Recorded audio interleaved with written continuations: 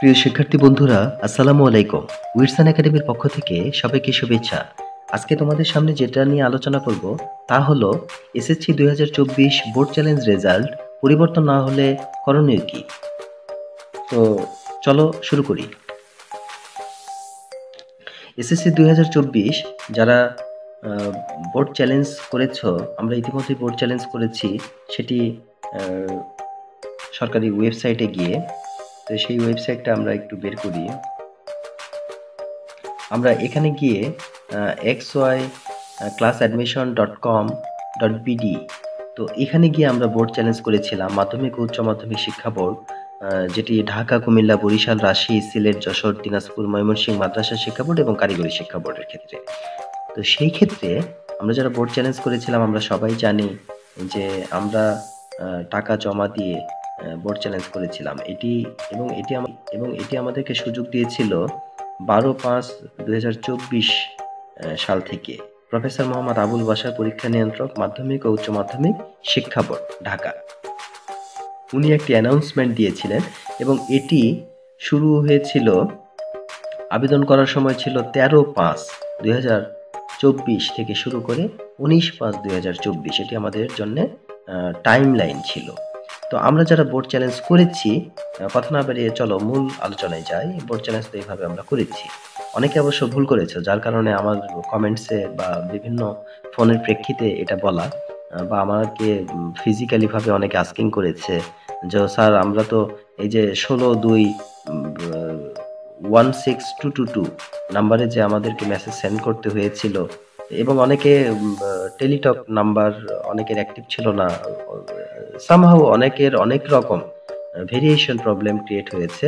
তো যাদের problem create হয়েছে বা যাদের সেন্ড সঠিকভাবে হয়নি, তাদের তো আসলে এখানে কোনো ওয়ে নাই।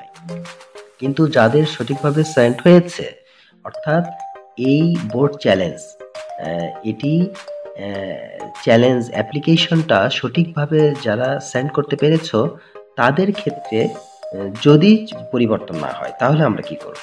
তো পরিবর্তন না হলে প্রথমে হলো, আমি যেটি তোমাদের সাথে বলতে চাই, কারণ সকল শিক্ষার্থী আমার কাছে সমান। আমি একজন গার্জিয়ান হিসাবে, আমারও সন্তান রয়েছে, আমি গার্জিয়ান হিসেবে তোমাদের কাছে যেটা বলতে চাই যে আল্লাহ যা করে মঙ্গলের জন্যই, হ্যাঁ, আল্লাহ ভরসা, এবং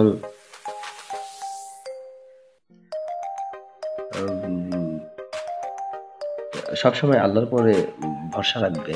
এবং তোমরা নামাজ পড়ো, যা মুসলিম না, হিন্দু ধর্ম বা বৌদ্ধ খ্রিস্টান রয়েছে, তারা সৃষ্টিকর্তার কাছে প্রার্থনা করো, বেশি বেশি প্রেয়ার করো। দেখবা যে আল্লাহ বা সৃষ্টিকর্তা তোমাদের মনের আশা পূরণ করবে। এবং বেশি বেশি আমল করো, তোমাদের নিজ নিজ জায়গা থেকে, তোমাদের বাবা মা এবং মুরব্বীর কাছ থেকে, ইমাম সাহেবের কাছ থেকে বেশি বেশি আমল শোনো, পড়ো। হ্যাঁ, এই সময়টা কিন্তু অন্য কোনো কাজ নাই তোমাদের।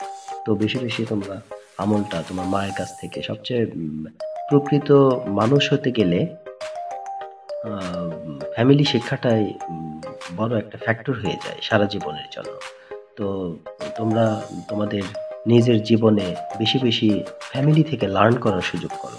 কারণ আমরা হয়তো সত্যি কথা কি, যে আমরা বাবা মাকে ওইভাবে আমল করতে চাই না, অর্থাৎ ভ্যালু দিতে চাই না। বাট আমাদের বাবা মাও কিন্তু সমাজে সাকসেস না হলে তো আমরা এই জায়গায় আসতে পারতাম না। তো যতটুকু আসতে পেরেছি ততটুকুই আল্লাহর শুকরিয়া, আলহামদুলিল্লাহ, সবাই আলহামদুলিল্লাহ বলি।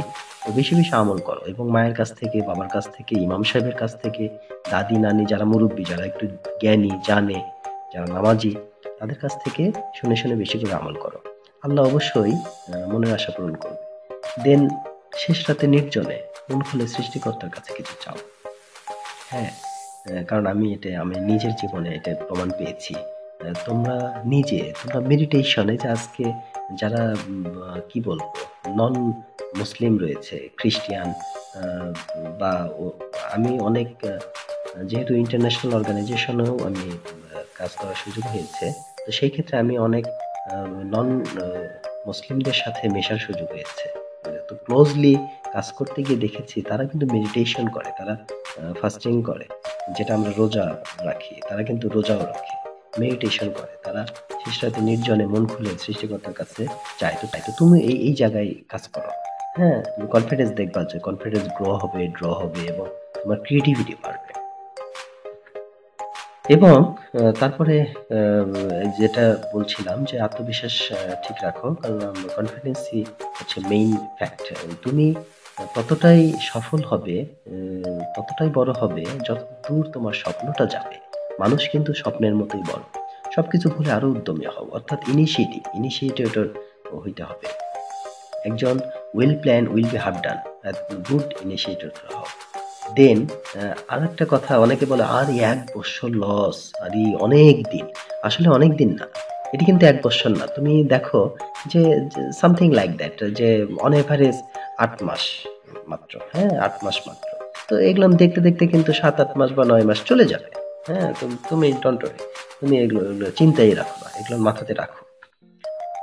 এবং এটা বিষয় যে time and tide wait for none. যেহেতু সময় এবং জলস্রোত কারোর জন্য অপেক্ষা করে না। তো কারোর জন্য অপেক্ষা করবে না। দেখো আজকে সকালটা শুরু হয়েছে আমেরিকার প্রেসিডেন্টের জন্যও কিন্তু সকালটা শুরু হয়েছে, আমাদের জন্য সকালটা শুরু হয়েছে। হয়তো ৫-৭ ঘন্টা টাইম ভেরিয়েশন রয়েছে, বাট সকালটা তো তাদের ৬ ঘন্টা আগে হোক ৬ ঘন্টা পরে হোক শুরু তো হয়েছে।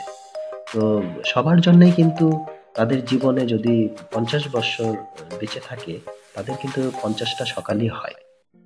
মানে ৫০ বৎসরের যে সকালটা পায় তারা। তো প্রত্যেকেই মানুষের জীবনে কিন্তু সকাল আসে, রাত আসে, আবার রাতের পরে সকাল আসে। হ্যাঁ? তো সেই জায়গায় সময়কে কাজে লাগাও, সময়কে সময় দাও। এবং সবচেয়ে বড় বিষয় হলো যে ইউ ক্যান উইন। শিব খেরার একটা বিখ্যাত উক্তি আছে, ইউ ক্যান উইন। তুমিও পারবে। এবং তুমি যতক্ষণ চিন্তা না করবে যে আমি পারবো, ততক্ষণ কেউ তোমাকে পারাতে পারবে না। হ্যাঁ, এটি একটি বিষয়। তো যাই হোক, আমার কথা হয়তো অনেক সময় বিরক্তর কারণ হচ্ছে। আমি আর বেশি কথা বাড়াবো না।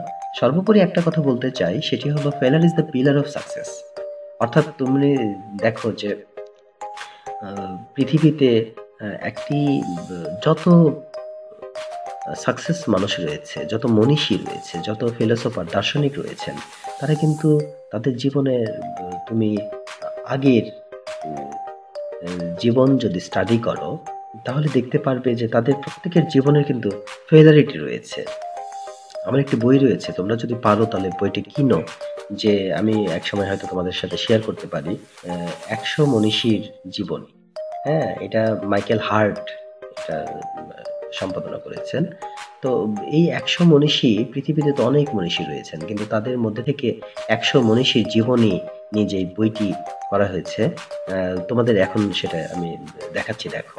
তো সেখানে কিন্তু এই ১০০টা মনীষী কারো জীবনে কিন্তু সোনার চামচ মুখে দিয়ে তারা জন্মগ্রহণ করেনি। কিন্তু তাদেরকে কিন্তু আমরা চিনি। আমাদের বাবা, দাদা সবাই চিনে।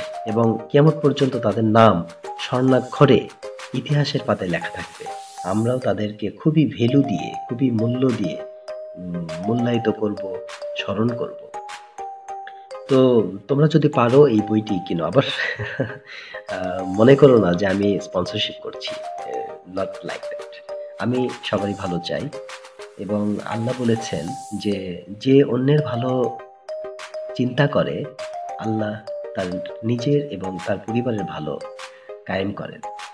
তো অনেক কথা বলে ফেললাম। তোমরা কখনোই আ মন ভাঙবে না, আত্মবিশ্বাস ঠিক রাখবে, উদ্যমী হবে এবং বেশি বই পড়ো, বেশি আমল করো এবং দ্যাটস হোয়াই তোমরাও একসময় পারবে। হ্যাঁ? You can win. আ তো সে পর্যন্ত ভালো থাকো। আর আমার চ্যানেলটি অবশ্যই সাবস্ক্রাইব করো। আর পরবর্তী আ ভিডিও পেতে গেলে অবশ্যই নোটিফিকেশন অন করে রাখো, বেল বাটনটি অন করে রাখো। আর আমার কোনো কথায় যদি তোমরা কষ্ট পেয়ে থাকো, কোনো কথায় যদি তোমাদের খারাপ লাগে, বিরক্তের কারণ হয়ে থাকে, তাহলে কমেন্টসে প্লিজ লিখে দাও। আমি সেটিকে নিজেকে সংশোধন করার চেষ্টা করব। তো সবাই ভালো থাকো, সুস্থ থাকো। দেখা হবে পরবর্তী কোনো ভিডিওতে। আল্লাহ হাফেজ।